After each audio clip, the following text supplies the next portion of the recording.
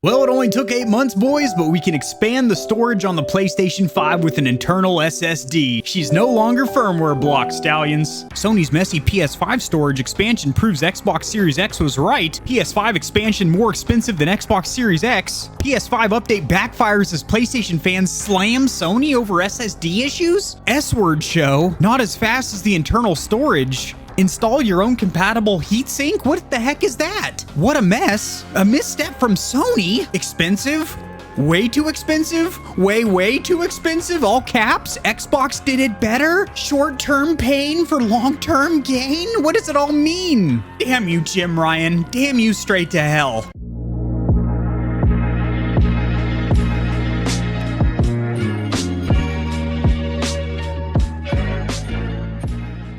So as a PlayStation 5 owner for the last several months, I'd have to say I did crave more than the 667 gigabytes of usable storage. There is an SSD 825 gigabyte flavor on the PlayStation 5. Obviously, a good percentage of that is allocated for the operating system as well as some of the system files. 667 would have been a mammoth amount of storage back in the 90s. Early 2000s, but now in an era where AAA games are easily over 100 gigabytes, especially online games with DLC packs and map packs and a bunch of updates. That fills up quick, ladies. It fills up real quick. Now, sharing my screen over here, the Series S and X did launch with this proprietary expansion available. It is $220, which if you get the $300 Series S, I mean, that's more than 2/3 the cost of the console. However, it's actually pretty damned good for a couple of reasons. One, it's guaranteed to match the read and write speed of the internal drive, so there's literally no question, hey, is this drive going to work? Two, that's expensive, but not nearly as expensive as, well, as we're going to take a look at what's offered by PlayStation. And three, this literally just plugs into the back of the console, so you can literally have one of these and switch it between your Xbox Series X in the living room, your Series S in the bedroom. Maybe you go to a friend's house and you want to plug your games and save files into the back of his Series X. Not a problem. So this is transferable. It's not internal. You don't have to disassemble the console or anything like that. Very easy. And easy, that's an important word here considering this is a console, not a gaming PC.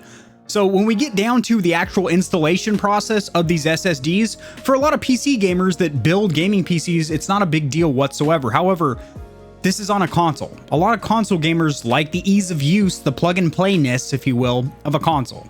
They're not going to want to install their own NVMe and then install a heatsink and make sure it's positioned correctly so it dissipates enough heat. And then, oh, well, my PlayStation 5 doesn't boot now because I accidentally bought the wrong NVMe SSD. I get what PlayStation's trying to do here, and I don't think it's quite as bad as the general gaming community is making it out to be, calling it a hot, sticky mess and pure garbage, and Jim Ryan should go shove a banana and a cucumber up his tuchus and stuff like that. It's bad, don't get me wrong, and I will explain exactly why it is bad, but I don't think it's quite as detrimental as everyone's saying. I'm personally just glad that it is finally not firmware blocked, that the NVMe port is now accessible for us. You could physically reach it, but you could plug in an NVMe and it wouldn't even read it because the slot was firmware blocked. So one thing to note immediately right up front is that this feature is not available for all PlayStation 5 users just yet. This update is beta, meaning it is only available to some of the early testers of this new firmware update. However, in the very near future, like within a couple of weeks, this is going to be available to all PlayStation 5 owners. While many PlayStation fans have been crying out for the ability to expand the storage of the console, many didn't expect the solution to be this expensive and complicated. Xbox Series X and S, Microsoft chose to go with a proprietary solution, so that external card that is specifically for the consoles. In the short term, that is probably the better solution for a variety of reasons. However, over the long term, it means that Xbox Series users will end up paying more to expand their storage compared to PS5 users. That is also true. PS5 users will benefit in the long term from how Sony has decided to implement SSD support. Right now, though, it's hard to see the light at the end of the tunnel. And we're going to look at a couple of these tweets from major names in the game, so to speak, right now, and then kind of agree or disagree with what they're saying here. Gary Whitta over here says on a verified Twitter account, PS5 expandable storage is coming at the latest firmware beta, but not even SSDs that meet Sony specs, maybe be fast as the internal storage. That is true, even though you are getting the rated up and down speed that is required in Sony's documentation for installing it, which says you need a read speed of 5,500 megabytes or 5.5 gigabytes per second. Even though it has that rating, it's not necessarily going to work. And as of now, Sony does not have a list, an actual list of what SSDs you can buy, NVMe SSDs. So it is a little complicated. And then also says you need to research, shop for, and attach your own compatible heatsink. So a lot of the NVMEs that will work actually do come with a low profile or slim heatsink that will work just fine in the PS5. But yes, it is very complicated for the average console user. There is no doubt in my mind about it. What a mess, says Wandering Dutch. Sony actively telling users to attach their own heat sinks for heat dissipation. I think he means heat dissipation. Always check for grammatical errors before hitting go on your tweets. Remind me how the heat sinks for M.2 SSDs at 5.5 gigabytes is going to work in the slot provided on the PS5. What a mess. I think what he's referring to there is that it is a very, very small slot and you have to get a specific size of an NVMe SSD. There are different sizes and you have to get a specific size and read and write speed. And you can't get a big heatsink because you won't be able to actually close the NVMe expandable slot. A misstep for Sony. So essentially the Xbox storage expansion is not only more user-friendly, but it's also cheaper and it works at the same speed as the internal storage, thus giving the same performance. What a misstep by Sony. So in the short term, I would say yes, as of right now, as of July 31st, 2021, Microsoft's approach to this expandable storage debacle is better. It's cheaper, it's easier, and there's no confusion.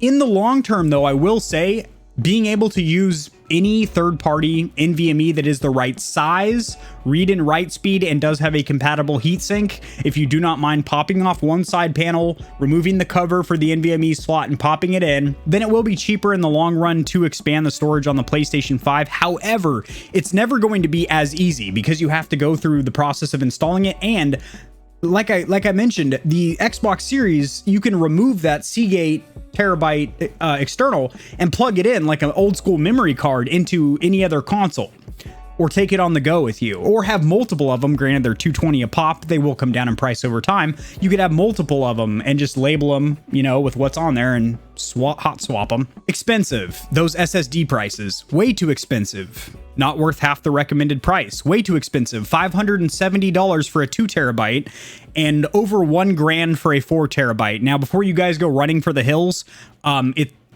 he's talking about some flagship SSDs. There are cheaper options out there, which I will cover not only in this video, but in the description below. I will have some NVMe SSDs that, as of now, do work with the PlayStation 5 or are said to be working with the PlayStation 5. And I'll also have that 1 terabyte Seagate Xbox Series S and X memory card linked down there in the description below as well. Cameron Hawking says on a verified account, the Xbox did it better.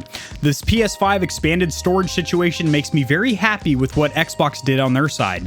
Yes, the expansion card is expensive, but it works and it's so easy to use. It is worth the investment, especially if you have both these Series X and S. Yes, as I alluded to earlier, if you have both, you use the same card, and literally, because the Series S and X do have the same read and write speeds of their internal storage, it is larger with the Series X than it is on the Series S, but the Series S has the same read and write speed, so it will use the same expandable storage. Short-term pain for long-term gain. The PS5's expandable storage support is trickier than plugging in a storage expansion card, but it's not proprietary storage. As prices for Gen 4 SSDs drop, PlayStation 5 owners will see the benefits of cheaper storage. Both have trade-offs either way, so I really do agree with Tom Warren over here on his verified Twitter account. Even though it is more complicated than plugging in to the Xbox, over time, prices for Gen 4 SSDs are going to drop, and the main reason we're seeing this huge spike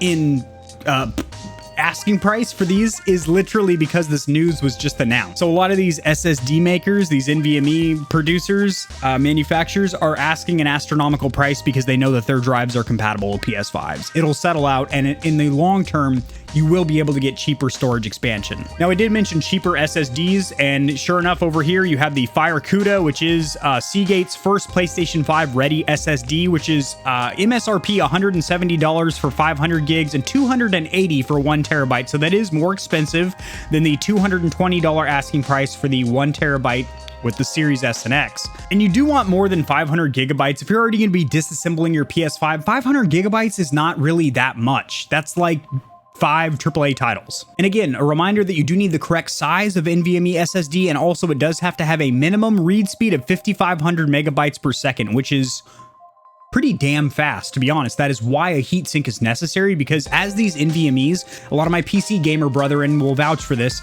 they get hot. When you're under load, you're reading and writing to that NVMe, they get very warm. I have a 1 terabyte Sabrent Rocket NVMe SSD in my PC that I had in my custom build and transported over to my pre-built over here, and that bad boy gets hot. It does have a heatsink on board, and it also is in direct line of one of the intake fans, but it gets hot. So when it's in a very tight enclosed space on a console, you're going to need a low profile heatsink because it's going to get hot. And then over here in this article from Windows Central, they basically talk about how it was a huge misstep from Sony, and how even if you are a PC builder and you understand how to do this process, the instructions that Sony provides is very vague. It does not give you a specific list of what cards to buy, so you can just copy and paste that into your browser in Amazon or Google, which makes it hard for, like they mentioned, a lot of parents of PlayStation 5 owners. You know, Sally or Betty are gonna just buy the wrong NVMe SSD, and then to my knowledge, this isn't gonna brick your console if you put the wrong expandable storage. It probably just wouldn't boot.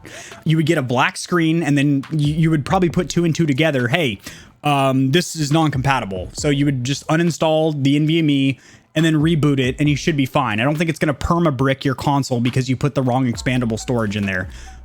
At least I'd be shocked and appalled if it did that. So in addition to the articles that I have been reading from, those will be cited in the description below, but I will also have the official guidelines or the instructions that Sony provides. And like I mentioned, they're detailed, but they're a little vague in certain aspects. Most importantly, what actual NVMe SSDs to buy. You're kind of up to your own means to be like, okay, this has at least 5,500 megabytes a second of read speed, and it should be the right size. This one comes with a heatsink. Okay, this one doesn't come with a heatsink, so I'll have to source one separately, but I need to make sure it's a low profile heatsink because it's a tight slot. That's what she said, inside that NVMe SSD drive. And you know, the actual installation process is not that complicated. You pop off one of the side panels and the slot is right there. It's not like you're disassembling your PS5 or anything like that. So in my opinion, I do think that the proprietary memory card for the Xbox Series S and X makes it a lot easier, and ease of use is very important to console players. And it's also very convenient being able to swap that between multiple Xbox Series consoles. And you don't have to worry about, is this going to be fast enough? It is literally identical speeds to the internal drive. As for PlayStation, you have a little bit more leeway where you can actually F up if you don't know what you're shopping for or how to properly install it. But in the long term, the installation is really not that complicated, guys. And if you do it correctly, you are in the long term going to get cheaper expandable storage from your PlayStation 5. Maybe not right now, because again, these SSDs are going for way above what they should be, because they are compatible with your PlayStation 5. Please drop in the comment section below your Stallion and Stallionette opinion. You know, trot your way out of the stable into the comment section, the petri dish of bacteria down there. And what is your opinion of this debacle here? This pickle we're sucking on, this pickled cucumber that we're slamming down the gullet. Do you like Xbox's proprietary memory card design better, or do you prefer Sony's use whatever NVMe you bring to the party approach? Me personally, I kind of like both. I own both consoles, and I do appreciate the ease of use on the Xbox Series, but I also do like the fact that in the long term it will be cheaper to expand the PlayStation 5. But as of now, the Xbox is clearly better in every aspect. But like I said, in the long term, when the prices come back down, the PlayStation 5 will be cheaper, and that's important. If you guys enjoyed this video, which I sure as shit hope you did, if this video stimulated you in the gamer nether regions, it grabbed your gamer rod and produced a little bit of gamer goo, liking the video will help it to get seen by more people, so this video will reach and assist other PlayStation 5 owners or potential owners that might be looking for expandable storage. Subscribe for more content like this. I cover news in the gaming community and industry on the daily, as well as tutorials helping you get set up streaming and YouTubing and honest gaming peripheral reviews. That's what we do around here at Gamer Heaven. Whoa, wrong way. Whoa, sweetheart. That's what we do around here at Gamer Heaven. And I'll see you guys in the next video. It should be tomorrow, because I upload it on the daily, unless something crazy is going on. Peace.